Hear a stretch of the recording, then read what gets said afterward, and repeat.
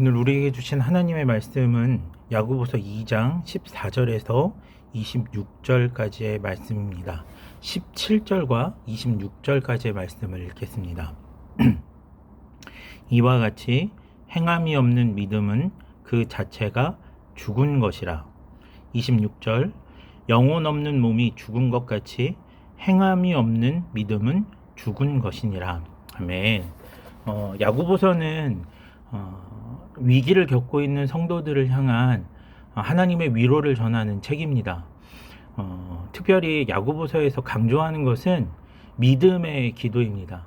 믿음의 기도는 병든 자를 구원하리니 주께서 그를 일으키시리라. 혹시 죄를 범하였을지라도 사하심을 얻으리라 라고 말씀합니다.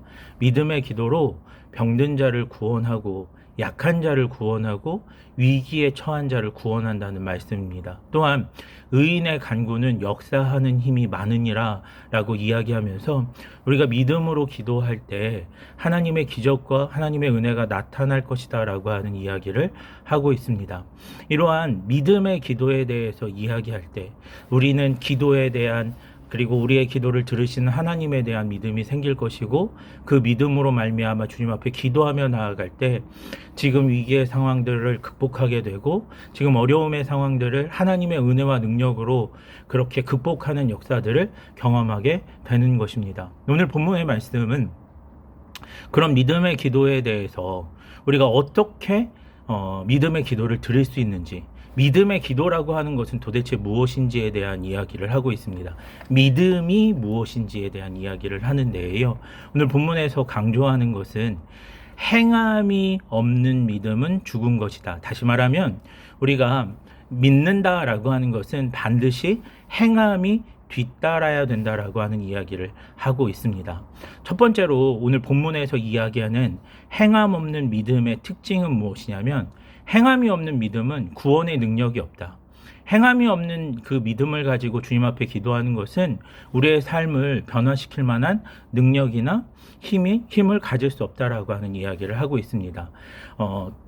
믿음이라고 하는 것은 반드시 그 믿음으로 말미암아 그 행함이 뒤따르게 되는, 우리가 복권의 그 당첨 번호를 알고 있다라고 한다면 우리 중에 그 누구도 그 복권을 사서 그 번호를 기입하지 않는 사람은 없을 것입니다. 왜냐하면 그 번호를 기입해서 복권을 사면 어마어마한 수익을 얻을 수 있다라고 하는 사실을 알기 때문에 복권의 그 번호를 알고 있는 사람은 그 복권을 사게 되는 것이 당연한 이치입니다. 마찬가지로 우리가 믿음으로 기도하면 하나님의 응답과 하나님의 기적을 경험할 수 있다라고 하는 사실을 아는 사람은 기도할 수밖에 없는 거예요.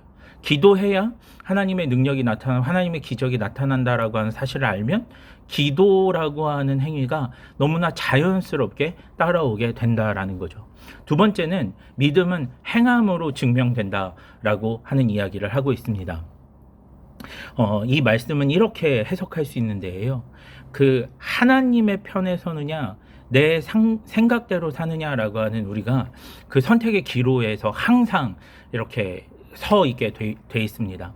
하나님의 편에 서는 것이 우리의 현실의 삶 가운데에서는 굉장히 모험적인 일들일 수밖에 없습니다. 그냥 내가 내 생각하는 대로 내 편한 대로 사는 것이 조금 더 우리에게 편안하고 안정감을 주는 일일 수 있습니다. 그런데 오늘 야고보서는 믿음은 행함으로 증명된다라고 하면서 우리가 하나님의 편에서는 믿음을 가져야 진짜 믿음이다라고 하는 이야기를 하는 거죠. 아브라함 이야기를 하고 기생 라합의 이야기를 합니다. 하나님이 아브라함에게 이삭을 하나님 앞에 번제물로 바치라라고 말씀하셨습니다. 이 말씀을 들었을 때 아브라함은 너무 사랑하는 아들을 번제물로 바치라는 그 하나님의 말씀을 듣고 갈등할 수밖에 없었을 것입니다. 왜냐하면 내 사랑하는 아들을 번제물로 바친다는 것은 죽인다는 의미이고, 그렇기 때문에 그 하나님의 말씀을 듣는 것은 내 사랑하는 아들을 죽여야 한다라고 하는 말씀이기 때문에 굉장한 고통과 어려움을 겪을 수밖에 없었습니다. 그러나 아브라함은 그 상황 속에서 하나님의 말씀을 듣는 것을 선택했습니다.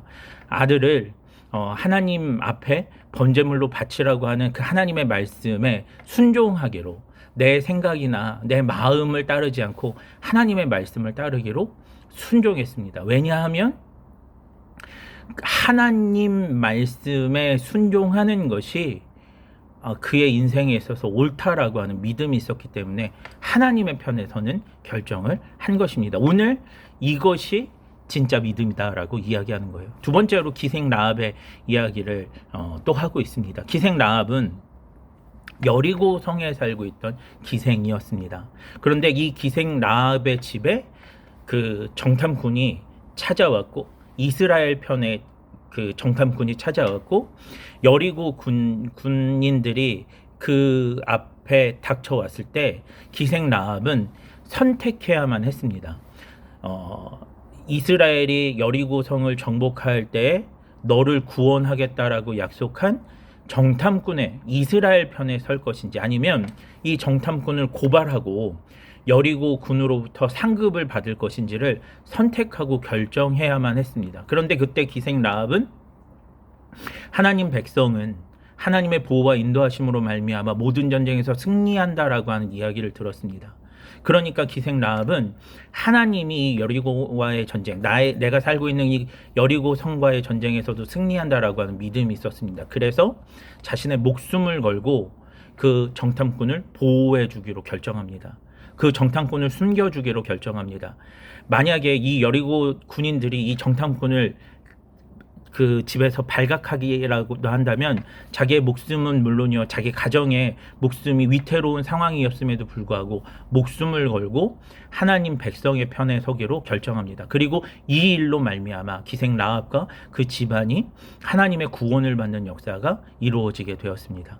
이처럼 하나님의 편에 설 것인가, 내 생각과 내 마음대로 행동할 것인가 라고 하는 그 선택의 기로에 있을 때 하나님의 편에 서는 선택을 하는 것, 내 목숨을 걸고 내 모든 것을 걸고 하나님 편에 서는 것이 오늘 진짜 믿음이다라고 야고보 사도는 이야기하고 있습니다. 그렇게 하나님이 나의 기도에 응답하실 것을 믿고, 하나님께서 은혜 베푸시고 역사하실 것을 믿고, 하나님 편에 서는 것이 나의 구원이라고 하는 사실을 믿고 행하는 그 믿음을 가질 때, 그 믿음으로 기도하며 주님 앞에 나아갈 때 병든 자를 구원하는, 오늘 우리의 삶의 위기 가운데 우리를 구원하시는 하나님의 은혜와 역사를 경험하게 되는 은혜가 임하게 되는 줄 믿습니다. 오늘 야고보 사도가 하는 이 위로가 저와 여러분의 위로가 되기를 원합니다.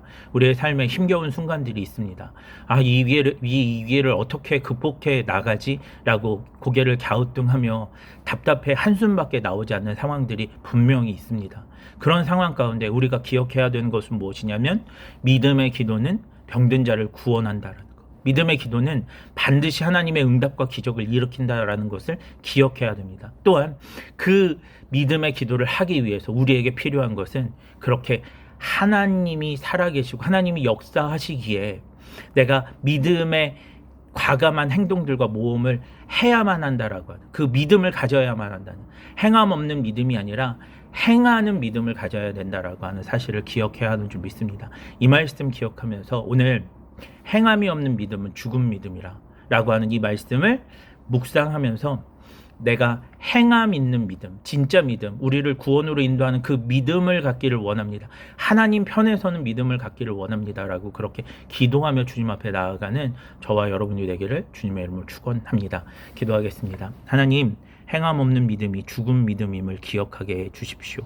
우리가 하나님 편에 서는 믿음을 갖게 해 주십시오. 그래서 믿음의 기도로 병든 자를 구원하는 역사, 3년 6개월 동안 비가 오지 않게도, 또 3년 6개월 동안 비가 오지 않던 땅에 그 해가라는 단비를 내리게도 하는 그런 기적의 사람들, 그런 하나님의 능력의 사람들 될 수 있도록 인도하여 주시옵소서. 그렇게 믿음으로 주님 앞에 나아가고 행함 있는 믿음, 진짜 믿음으로 기도하는 우리 모두가 될 수 있도록 역사해 주시옵소서. 감사드립니다. 거룩하신 예수님의 이름으로 기도합니다. 아멘.